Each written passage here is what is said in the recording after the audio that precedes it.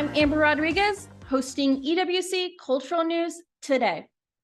In my October segment of What's Up with COVID-19, I mentioned the uprising of a respiratory illness spreading among everyone, specifically infants and young children, called respiratory syncytial virus, also known as RSV. Today, I'm here to provide you with more in-depth information about this virus before we head into the winter season. According to the CDC, RSV acts as a mild illness with cold-like symptoms, in which most people can recover within a week or two. However, the biggest concern is how serious this virus can be, especially for children and older adults. About 2 weeks ago, more than 7,000 tests came back positive for RSV in the United States.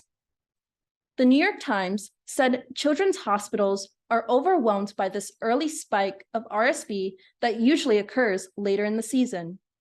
Some pediatric centers are so swamped to rearrange staffing and resources that families are waiting for long periods of time for care.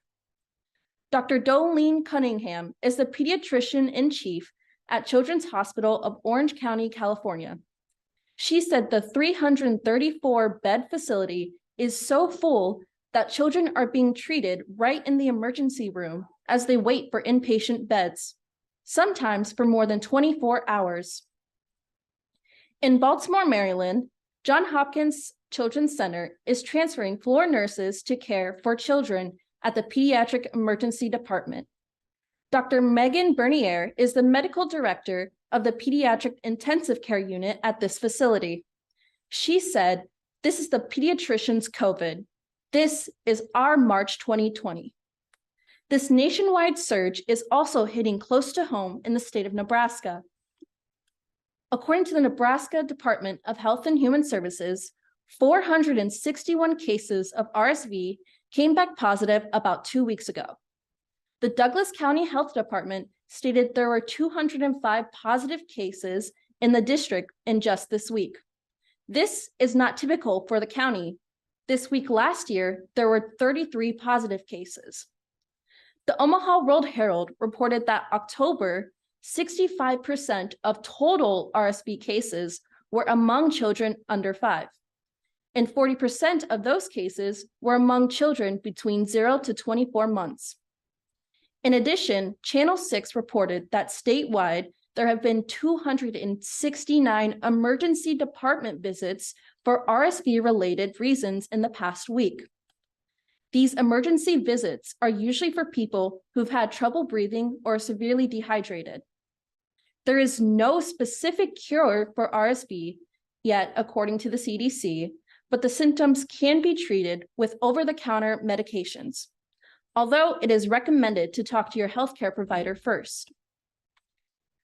The CDC recommends to take typical precautions as you would for the flu, COVID-19, or any other spreading illness, such as washing your hands, staying at home when you're sick, and avoiding those who may be infected.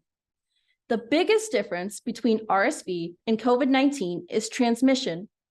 The CDC reported contracting COVID-19 from touching surfaces is low, but with RSV, it's crucial to avoid contaminated spaces and close contact with others, including sharing cups or eating utensils.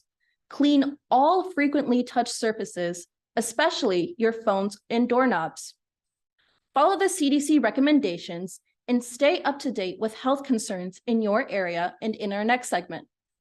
I'm Amber Rodriguez, your host for EWC Cultural News Today, and this is the rise of RSV.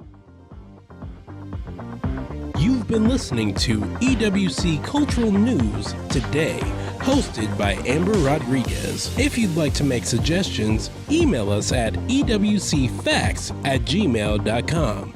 That's ewcfacts@gmail.com. This has been an EWC Communication production.